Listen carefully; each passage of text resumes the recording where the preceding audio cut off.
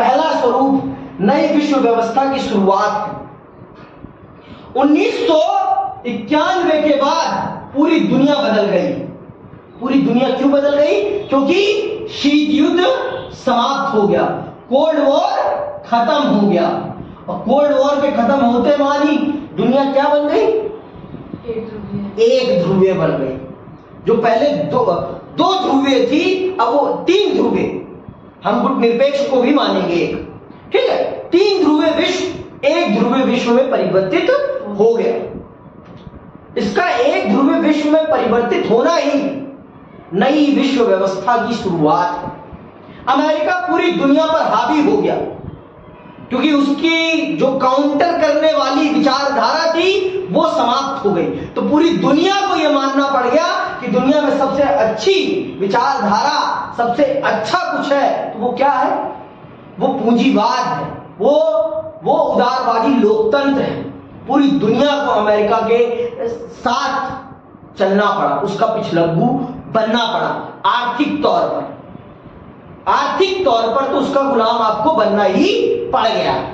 और 1991 में हमने भी न्यू इकोनॉमिक पॉलिसी NEP अपने देश में लागू करी। NEP हमने भी अपने देश में लागू करी क्योंकि हमें भी बहुत सारे आर्थिक संकटों से हम जूझ रहे थे और उन आर्थिक संकटों से बाहर निकलने का सिर्फ यही एक रास्ता था। क्योंकि हमें भी विश्व बैंक से लोन लेना पड़ा अपना सोना गिरवी रखकर। तो विश्व बैंक ने हमें लोन ही इसी शर्त पे दिया कि आप अपने देश की आर्थिक, जो आपका आर्थिक तंत्र है, इसके जो दरवाजे आपने बंद कर रखे हैं, इनको आपको विश्व बाजार के लिए खोलना पड़ेगा। तो मजबूरी में हमने भी खोलना पड़ा। और ये मजबूरी क्यों आई? क्योंकि विश्व राजनीति में अमेरिका ने ऐसे बहुत से कारनामे करे जिसके कारण पूरी विश्व राजनीति हिल गई थी। तो आज हम चल रहे उन्हीं घटनाओं को जानने और समझने। क्या है नई विश्व व्यवस्था? पहले तो इसको समझेंगे हम, ठीक है। तो आइए पढ़ते हैं और समझते हैं और जानते हैं कि क्या है नई विश्व व्यवस्था। सोवियत संघ के अचानक विघटन से हर कोई आश्चर्यचकित रह गया। 2 महाशक्तियों में अब एक का वजूद तक न था, जबकि दूसरा अपनी पूरी ताकत या कहें कि बढ़ी हुई ताकत के साथ कायम था। एक का तो पूरा का पूरा वजूद ही समाप्त हो गया और दूसरी अपनी बढ़ी हुई ताकत के साथ पूरी दुनिया पर होल्ड कायम करे हुए था। ये जो दुनिया पर पूरी तरीके से होल्ड कायम करने की जो ये प्रवृत्ति थी अमेरिका की, इसी प्रवृत्ति ने अमेरिका को पूरी दुनिया पर का बादशाह बना दिया। मैं ऐसे ही नहीं कह रहा हूं बादशाह अमेरिका को, सच में वो बादशाह है, सच में है वो बादशाह। क्यों है? क्योंकि उसने पूरी दुनिया को जकड़ रखा है और पूरी दुनिया मजबूर है उसके इर्द गिर्द घूमने के लिए। आपको मैंने उदाहरण दे रखे हैं, बहुत सारे बता रखे हैं। सेना में 1 नंबर है अमेरिका, उससे ज्यादा आधुनिक सेना दुनिया में किसी भी देश की नहीं है। जितना पैसा वो अपनी सेना पे खर्च करता है ना, उतने दुनिया के टॉप 10 देश मिलाकर भी खर्च नहीं कर पाते। अकेला अमेरिका जितना पैसा अपनी सेना के विकास पे खर्च करता है, उतना अगर 10 टॉप देश भी खर्च करते हैं ना, तब भी टोटल उतना नहीं होता। ये बात जान लो। तो ये है अमेरिका की ताकत, ये है अमेरिका। इस बात को समझो आप। अमेरिका कोई छोटा मोटा देश नहीं है, बहुत बड़ा। और उसकी कमाई का सबसे बड़ा तंत्र क्या है? उसकी कमाई का सबसे बड़ा आधार क्या है? विश्व में उसकी विचारधारा, उसके बाजार का प्रवाह, उसके वस्तुओं का प्रवाह, उसकी सेवाओं का प्रवाह। पूरा विश्व आज गूगल के अधीन। गूगल किसका है भाई? गूगल अमेरिका का है। गूगल किसका है? गूगल अमेरिका का है। फेसबुक किसका है? फेसबुक अमेरिका का है। माइक्रोसॉफ्ट किसका है? माइक्रोसॉफ्ट अमेरिका का है। तो पूरा विश्व अमेरिकी तंत्र में बंधा पड़ा है। मैकडॉनल्ड्स किसका है? मैकडॉनल्ड्स अमेरिका का है। डोमिनोज किसका है? डोमिनोज अमेरिका का है। जीन्स किसकी है? जीन्स अमेरिका की है। तो इस तरह से अमेरिका ने सैन्य तरीके से नहीं, आर्थिक तरीके से भी आपको अपने अधीन कर रखा है। आर्थिक तरीके से भी आपको अपने अधीन कर रखा, सांस्कृतिक तरीके से भी उसने आपको अधीन कर रखा है आज के समय में। समझ में आई बात? 1990 से पहले की फिल्में आप देखेंगी भारत की, तो आपको ज्यादा चमक धमक देखने को नहीं मिलेगी भारत की फिल्में। लेकिन 1985 के बाद जो फिल्में भारत में बनी है, उनकी आप निर्माण शैली देखिए, उनके आप कपड़े देखिए, उनके आप स्टाइल देखिए, रहन सहन का तरीका देखिए, आपको बहुत अलग दिखेगा। क्योंकि सिनेमा पर पूरा का पूरा पूंजीवाद हावी हो जाता है 1991 के बाद। और सिनेमा का समाज पर क्या प्रभाव है मुझे बताने की जरूरत नहीं है। हम वही कपड़े, वही ट्रेंड फॉलो करते हैं जो हमारे अभिनेता अभिनेताएं, है ना। आज जो ये लूज शर्ट, लूज पैंट का कल्चर है, ये कहां से स्टार्ट हुआ है? बॉलीवुड से ही यहां प्रसारित हुआ है ना। रणवीर सिंह इसके करता धरता है ना। तो ये चीज, और उन्होंने कहां से अडॉप्ट किया? ये बॉलीवुड से। समझ में आई बात? तो ये है, तो ये चीज आपको समझनी पड़ेगी। तो 1991 के बाद ये चीजें बहुत बड़े स्तर पर बदल गई। क्यों? क्योंकि अमेरिका को काउंटर करने वाला कोई भी नहीं था उसके मुकाबले का। जब तक यूएसएसआर था तब तक वो उसे काउंटर करता था, लेकिन यूएसएसआर के पतन के बाद यूएसए को काउंटर करने वाला कोई नहीं था। जब कोई नहीं था तो फिर क्या होगा? फिर वो अपनी बढ़ी हुई ताकत के साथ अपनी धमक को और बढ़ाएगा। स्वाभाविक है, ये तो स्वाभाविक है, कोई कहने की बात नहीं है। इस तरह शुरुआत 1991 में हुई, जब एक ताकत के रूप में सोवियत संघ अंतरराष्ट्रीय परिदृश्य से गायब हो गया। एक हद तक यह बात सही है, लेकिन हमें इसके साथ साथ दो और बातों का ध्यान रखना होगा। पहली बात यह कि अमेरिकी वर्चस्व के कुछ पहलुओं का इतिहास 1991 तक सीमित नहीं है, बल्कि इससे कहीं पीछे दूसरे विश्व युद्ध की समाप्ति के समय 1945 तक जाता है। इस पहलू के बारे में हम इसी अध्याय में पढ़ेंगे। दूसरी बात, अमेरिका ने 1991 से ही वर्चस्वकारी ताकत की तरह बर्ताव करना शुरू नहीं किया। अरे अमेरिका का वर्चस्व उसी दिन से शुरू हो गया जिस दिन से ब्रिटेन, फ्रांस, जर्मनी, इटली और जापान बर्बाद हो गए। उसी दिन से अमेरिका एक ताकतवर देश के तौर पर बर्ताव करने लगा। अर्थात दूसरे विश्व युद्ध के दौरान से ही, 1939 के बाद से ही उसने एक वैश्विक ताकत के तौर पर बिहेव करना स्टार्ट कर दिया। लेकिन 1991 तक उसकी ताकत को काउंटर करने वाली एक ताकत थी। इसलिए हमें लगता है कि अमेरिका का वर्चस्व 1991 से स्टार्ट हुआ। ऐसा नहीं है, उसका वर्चस्व उस दिन से स्टार्ट हो गया है जिस दिन से इस दुनिया की 3-4 बड़ी ताकतें समाप्त हो गई और उसके अधीन हो गई। फ्रांस उसके अधीन हो गया, ब्रिटेन उसके अधीन हो गया, जर्मनी उसके अधीन हो गया, इटली उसके अधीन हो गया, जापान उसके अधीन हो गया, है ना। तो इसीलिए हमें लगता है कि क्योंकि उसका एक काउंटर था 1991 तक, इसलिए हमें ये लगता है कि उसका वर्चस्व कंप्लीटली स्टार्ट 1991 से हुआ। ऐसा नहीं, उसका वर्चस्व उस दिन से स्टार्ट हो गया जिस दिन ये और जो मैंने 5 ताकतें बताई ये समाप्त हो गई। उसी दिन से उसका वर्चस्व स्टार्ट हो गया। समझ में आई बात?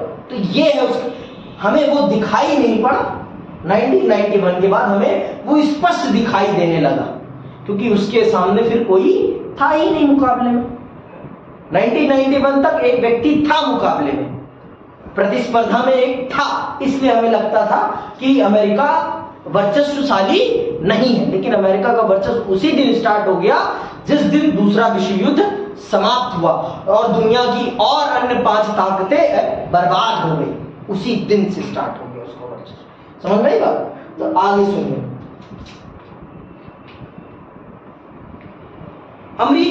दूसरी बात, अमेरिका ने 1991 से ही वर्चस्वकारी ताकत की तरह बर्ताव करना शुरू नहीं किया। दरअसल यह बात ही बहुत बाद में जाकर साफ हुई कि दुनिया वर्चस्व के दौर में जी रही है। आइए हम उस प्रक्रिया की चर्चा करें जिसने अमेरिकी वर्चस्व की जड़ों को ज्यादा गहरे तक जमा दिया। 1990 के अगस्त में, अंडरलाइन करना, 1990 के अगस्त में इराक ने कुवैत पर हमला किया। किसने किस पर हमला किया? इराक ने कुवैत पर हमला किया। इराक ने, देखो इराक कहां है, वो रहा इराक, नहीं दिखा, ये रहा इराक, इराक, ठीक है। इसने किस पर हमला किया? ये रहा कुवैत, इसने कुवैत पर हमला किया। किसने? इराक ने। अमेरिका का यहां कोई है? अमेरिका पे कुछ हमला हुआ है? अमेरिका का तो कोई लेना देना ही नहीं है। देखो अमेरिका कैसे इन्वॉल्व होता है कुवैत को बचाने के लिए। क्यों इन्वॉल्व हो रहा है? पूछो क्यों इन्वॉल्व हो रहा है? क्योंकि कुवैत के पास बहुत बड़े पेट्रोलियम प्रोडक्ट्स हैं, प्राकृतिक संसाधन हैं, और उन प्राकृतिक संसाधनों का फायदा अमेरिका उठाना चाहता है, इसलिए इन्वॉल्व हो रहा है, जिससे कि वो उन प्राकृतिक संसाधनों का उपभोग अपने विकास के लिए कर सके। वो नहीं चाहता कि कुवैत के प्राकृतिक संसाधनों पर इराक का कब्जा हो जाए, इसलिए वो इन्वॉल्व हो रहा है। और वो इन्वॉल्व कैसे होता है ये देखने वाली बात है। ये सबसे ज्यादा सुनने वाली और समझने वाली बात है कि वो इन्वॉल्व ऐसे होता है जैसे पूरी दुनिया को लगता है कि वो तो न्याय का देवता है, न्याय करने गया है कुवैत के साथ। देखना सुनना अभी सुनोगे तो आपको खुद पता चल जाएगा कि इस न्याय के देवता ने करा क्या है। 1990 के अगस्त में इराक ने कुवैत पर हमला किया और बड़ी तेजी से उस पर कब्जा जमा लिया। इराक को समझाने बुझाने की तमाम राजनयिक कोशिशें जब नाकाम हो रही तो, अंडरलाइन करो, जब नाकाम रही तो संयुक्त राष्ट्र संघ ने कुवैत को मुक्त कराने के लिए बल प्रयोग की अनुमति दे दी। किसने दे दी अनुमति? किसने दी? यूएन ने दे दी अनुमति। किस चीज की? बल प्रयोग की। अब यही सुनने वाली बात है, बल प्रयोग की अनुमति किसने दी है? यूएन ने, ठीक, यूनाइटेड नेशंस में। देखना अभी आपको पता चलेगा। शीत युद्ध के दौरान ज्यादातर मामलों में चुप्पी साध, सुन लो देख लो, शीत युद्ध के दौरान ज्यादातर मामलों पर चुप्पी साध लेने वाले संयुक्त राष्ट्र संघ के लिहाज से यह एक नाटकीय फैसला। पूरे शीत युद्ध के दौरान जिसका मुंह भी नहीं खुलता था, दूसरी ताकत जैसे कमजोर हुई, उसने अमेरिका का हित लेना स्टार्ट कर दिया। उसने उसका हित लेना स्टार्ट कर दिया। पूरे शीत युद्ध में अमेरिका कहीं भी कभी भी जाता था ना, कुछ भी होता था दुनिया में, किसी के साथ भी कुछ भी होता था, कभी यूएन स्टैंड नहीं लेता था। अब स्टैंड क्यों ले रहा है? क्योंकि दूसरी ताकत कमजोर हो गई। अब सुनने वाली बातें बहुत ध्यान से सुनना है, बहुत ही ध्यान से। अमेरिकी राष्ट्रपति जॉर्ज बुश ने इसे नई विश्व व्यवस्था की संज्ञा दी। यूएन के इस प्रतिक्रिया को जॉर्ज बुश ने क्या कहा? नई विश्व व्यवस्था, ठीक है। अब सुनना अमेरिका का वर्चस्व कैसे दिखता है। 34 देशों की मिली जुली और 6,60,000 सैनिकों की भारी भरकम फौज ने इराक के विरुद्ध मोर्चा खोला। 6,60,000 सैनिकों ने 34 देशों की मिलीजुली, कितने देशों की? 34 देशों की मिलीजुली 6,60,000 सैनिकों वाली सेना ने इराक के खिलाफ मोर्चा खोला। 34 देश। अभी सुन लेना अमेरिका का वर्चस्व कैसे, और उसे परास्त कर दिया। इसे प्रथम खाड़ी युद्ध कहा जाता है। इसे क्या कहा जाता है? प्रथम खाड़ी युद्ध। या कुवैत मुक्ति युद्ध। ठीक है, आगे सुनो। संयुक्त राष्ट्र संघ के इस सैन्य अभियान को ऑपरेशन डेजर्ट स्टॉर्म कहा जाता है। संयुक्त राष्ट्र संघ के इस ऑपरेशन को क्या नाम दिया गया है? ऑपरेशन डेजर्ट स्टॉर्म कहा जाता है, जो एक हद तक अमेरिकी सैन्य अभियान ही था। ऐसा क्यों कहा गया कि ये एक हद तक अमेरिकी सैन्य अभियान था? अभी देखो, एक अमेरिकी जनरल नॉर्मन सॉल्ज़बॉर्ग इस सैन्य अभियान के प्रमुख थे और 34 देशों, अंडरलाइन करो, 34 देशों की इस मिली जुली सेना में 75% सैनिक अमेरिका के थे। 34 देशों की सेना में 34 देशों की सेना थी, कहने के लिए बस 75% सैनिक तो सिर्फ किसके थे? अमेरिका के। वो तो बस 34 देशों का चद्दर ओढ़ा गया था, लेकिन काम किसने किया है? समझ में आई बात? यूएन की आड़ में अमेरिका ने अपना हित साधा है, उन 34 देशों की आड़ में अमेरिका ने अपना हित साधा है। अब बात समझ में आई? पूरे शीत युद्ध के दौरान जो यूएन चुप्पी साध लेता था ऐसे मौकों पर, दूसरी ताकत की कमजोर होने पर उसने अपनी आड़ में अमेरिका के मंसूबे पूरे करने की छूट दे दी कि जाओ अमेरिका, तुम अपने मंसूबे पूरे करो। मैं ये नहीं कह रहा हूं कि कुवैत पर इराक ने हमला सही करा था, गलत करा, मैं ये बात नहीं कह रहा हूं। मैं ये बात कह रहा हूं कि अमेरिका का क्या दायित्व, अमेरिका की क्या दुनिया में और किसी के पास सेना नहीं है? इन 34 देशों की सेना में, 34 देशों की सेना से सिर्फ 34 में से 33 देशों की सेना से सिर्फ 25% सैनिक और अमेरिका एक अकेले देश की 75% सेना। क्यों भाई? ऐसा क्यों भाई? सबको बराबर प्रतिनिधित्व मिलना चाहिए था ना, लेकिन ऐसा नहीं हुआ। ऐसा इसलिए नहीं हुआ क्योंकि अमेरिका को अपने मंसूबे पूरे करने थे। अमेरिका को अपने मंसूबे पूरे करने थे सिर्फ यूएन की चद्दर ओढ़कर 34 देशों की आड़ में। समझ में आई बात? वो कुवैत को बचाने नहीं गया था, वो कुवैत के संसाधनों को अपने प्रयोग के लिए समझौता करने गया था कुवैत से कि कुवैत, तेरी हर समस्या में मैं मदद करूंगा, बस तू मेरे हिसाब से चल, तू मेरे हिसाब से चल, मैं तेरी हर मदद करूंगा। समझ में आई बात? तो ये करना गया था अमेरिका। वो कुवैत को बचाने नहीं, कुवैत के संसाधनों पर अपना आधिपत्य दिखाने गया था। समझ में आई बात? तो ये है हकीकत। अमेरिका कुछ भी गलत काम करता है तो वो दुनिया के सामने ऐसे प्रिटेंड कर देता है कि वो गलत नहीं कर रहा है, वो सही कर रहा है।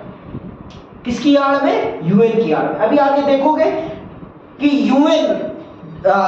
यूएसएसआर के समाप्त होने के बाद तो वो यूएन से भी परमिशन नहीं लेता था, यूएन की भी आड़ नहीं लेता। फिर तो वो जहां मन करता है वहां जाता है, वहां बमबारी करता है और वहां से निकल जाता है, और यूएन उससे पूछता तक नहीं है। तो ये है अमेरिका। जितना चकाचौंध अमेरिका में दिखता है ना, सच में उतना है नहीं वो अच्छा। अमेरिका अपने बाप का सगा नहीं है, ये बात जान लो आप। आगे सुनो। हालांकि इराक के राष्ट्रपति सद्दाम हुसैन का ऐलान था कि यह 100 जंगों की एक जंग साबित होगी, लेकिन इराकी सेना जल्दी ही हार गई और उसे कुवैत से हटने पर मजबूर होना पड़ा। तो उस समय इराक के राष्ट्रपति कौन थे? सद्दाम हुसैन। ठीक है, ये याद रखना है। आगे सुनो। प्रथम खाड़ी युद्ध से यह बात जाहिर हो गई कि बाकी देश सैन्य क्षमता के मामले में अमेरिका से बहुत पीछे हैं। प्रथम खाड़ी युद्ध ने ये पूरी दुनिया को बता दिया कि दुनिया में किसी भी देश की सेना सबसे अच्छी, सबसे उन्नत है तो वो किसकी है? अमेरिका की। और इस युद्ध से अमेरिका ने पैसा कमाया है। कैसे कमाया है अभी देखना। और इस मामले में अमेरिका से बहुत पीछे है, और इस मामले में प्रौद्योगिकी के धरातल पर अमेरिका बहुत आगे निकल गया है। बड़े विज्ञापनीय अंदाज से अमेरिका ने इस युद्ध में तथाकथित स्मार्ट बमों का प्रयोग किया। इसके चलते कुछ पर्यवेक्षकों ने इसे कंप्यूटर युद्ध की संज्ञा दी। किसे? प्रथम खाड़ी युद्ध को। प्रथम खाड़ी युद्ध को कंप्यूटर युद्ध भी कहा जाता है। तो तीन नाम आपको पता चल गए। पहला है प्रथम खाड़ी युद्ध, दूसरा है आपका ऑपरेशन डेजर्ट स्टॉर्म, तीसरा है आपका कंप्यूटर युद्ध। ठीक है, या स्मार्ट बम युद्ध। इस युद्ध की अब देख लो, इस युद्ध की टेलीविजन पर व्यापक कवरेज हुई और यह युद्ध वीडियो गेम वॉर में तब्दील हो गया। दुनिया भर में अलग अलग जगहों पर दर्शक अपनी बैठक में बड़े इत्मीनान से देख रहे थे कि इराकी सेना किस तरह धाराशायी हो रही है। तो अमेरिका ने जितना इस युद्ध में पैसा लगाया नहीं ना, उससे कहीं गुना ज्यादा उसने पैसा कमाया है इस युद्ध से। तो अमेरिका ने युद्ध का भी व्यापार कर दिया, युद्ध का भी उसने व्यापार कर दिया। वीडियो गेम बनवाए और टीवी पर उसका प्रसारण कराया। तो अब आप समझिए, अमेरिका पैसे के लिए कुछ भी कर सकता है। अमेरिका पैसे के लिए कुछ भी कर सकता है। अमेरिका ने दुनिया को तबाह करने के लिए अपने पास सारे हथियार रख रखे हैं। इसीलिए दुनिया का कोई भी देश उसके आगे बोलने से पहले 10 बार सोचता है। 10 बार सोचता है। ये बात जान लो आप। आगे सुनो, यह बात अविश्वसनीय जान पड़ती है, लेकिन अमेरिका ने इस युद्ध में मुनाफा कमाया। कई रिपोर्टों में कहा गया कि अमेरिका ने जितनी रकम इस जंग पर खर्च की, उससे कहीं ज्यादा रकम उसे जर्मनी, जापान और सऊदी अरब जैसे देशों से मिली थी। इसकी लाइव कवरेज को टीवी पे दिखाने के लिए और गेम बनाने के राइट्स के लिए इन देशों ने अमेरिकी सेना को पैसे दिए कि आप हमें टीवी पर लाइव टेलीकास्ट करने के राइट्स दीजिए और हमें इस पर वीडियो गेम बनाने के राइट्स दीजिए। ये है अमेरिका। जितना पैसा लगाया नहीं, उससे कहीं ज्यादा कमा लिया। सिर्फ अमेरिका की तो सेना नहीं गई थी ना, लेकिन मुनाफा सिर्फ किसने कमाया? अमेरिका ने। ये है अमेरिकी वर्चस्व। आप बताओ, और भी तो लोग गए थे ना, लेकिन औरों को कुछ नहीं मिला। मिला तो सिर्फ किसको मिला? अमेरिका। गई किसके नाम से थी? यूएन के नाम से। अमेरिका अपने नाम से तो नहीं गया था ना, यूएन के नाम पे गए थे ना। पैसा किसकी जेब में गया? यूएन की जेब में नहीं। समझ में आई बात? तो ये है अमेरिका का वर्चस्व। उसने एक तीर से 2 निशाने कर दिए। पूरी दुनिया को यह बता दिया कि सैन्य मामलों में दुनिया का बाप हूं मैं, मेरे आगे झुककर रहना पड़ेगा सबको। समझ में बात? और उसने पूरी दुनिया को यह भी दिखा दिया कि अब मेरे मामले में कोई भी कुछ नहीं बोल सकता। ये यूएन भी मेरे लिए कोई मायने नहीं रखते, ये भी मेरी जेब की चाबी है। समझ में आई? उसने पूरी दुनिया को इस प्रथम खाड़ी युद्ध के माध्यम से पूरी दुनिया को यह बता दिया कि दुनिया में सबको रहना है तो अमेरिका की जूते के नीचे रहना पड़ेगा।